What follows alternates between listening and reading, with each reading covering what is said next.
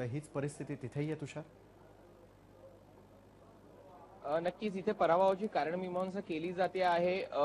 थोड्याच वेळापूर्वी राज्याचे मुख्यमंत्री पृथ्वीराज चव्हाण इथे आलेले आहेत.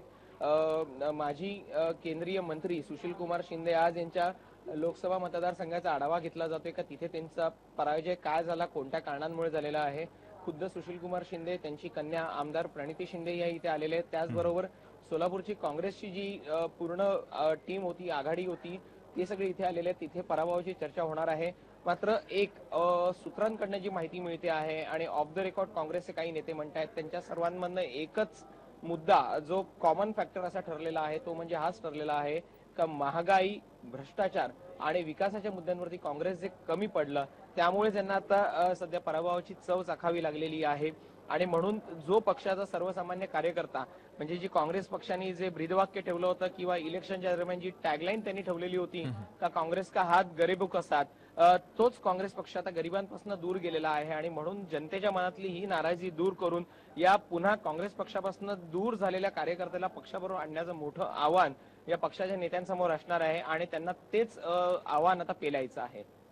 पण तुषार, एका बाजूला ज्या प्रकारे सपाटून त्यांनी मार खाल्लेला आहे, हा मार खाल्ल्यानंतर मात्र डॅमेज कंट्रोल करणं तितकं महत्त्वाचं झालेलं आहे आणि महिना अखेरपर्यंत कृती आराखडाही तयार केला जाणार आहे. कारण ज्या ज्या ठिकाणी पिछेहाट झालेली आहे त्या ठिकाणी आता काम करणं त्यांच्यासाठी गरजेचं आहे. त्यामध्ये मुख्य कुठल्या जागांचा समावेश जो आहे तो करण्यात आलेला असू शकतोय, या संदर्भातली काही माहिती आपल्याकडे? विशाल, जर बोलायचं झालं अशी कुठली जागा आहे की असं म्हणूच शकत नाही आपण. कारण की संपूर्ण महाराष्ट्रामध्ये जिथे लोकसभेच्या 48 जागा होत्या, काँग्रेस राष्ट्रवादीच्या वाट्याला आलेल्या जागा किंवा त्यांनी जिंकलेल्या जर राज्यातनं 4 जागा आणि 2 जागा ह्या जर सोडल्या तर संपूर्ण राज्यातच आणि संपूर्ण देशातच काँग्रेसचं पानिपत झालेलं आहे.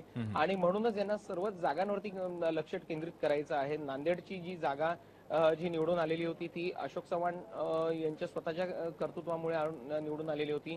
शंकरराव चव्हाण आणि अशोक चव्हाण यांनी गेल्या 10 वर्षांमध्ये किंवा शंकरराव चव्हाणांची जी पुण्याई होती आणि अशोक चव्हाण यांनी गेल्या 10 वर्षांमध्ये मुख्यमंत्री असताना त्यांनी त्या काळामध्ये किंवा तिथलं ते नेतृत्व करत असताना त्या भागात जी विकासाची कामं केली होती म्हणून ती जागा निवडून नक्कीच. आलेली होती.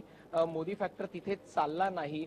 हिंगोलीच्या जागेचं असंच म्हणू शकतो का नांदेडमुळे ही हिंगोलीची जागा जी आहे ती निवडून आलेली आहे. नक्कीच. आणि म्हणजे म्हणूनच संपूर्ण आता पूर्ण राज्यभरासाठी काँग्रेसला जो तो कृती संपूर्ण आराखडा तयार करणं त्यांच्यासाठी महत्त्वाचं झालेलं आहे. धन्यवाद तुषार दिलेल्या माहितीसाठी. धन्यवाद भारत, आपणही दिलेल्या माहितीसाठी.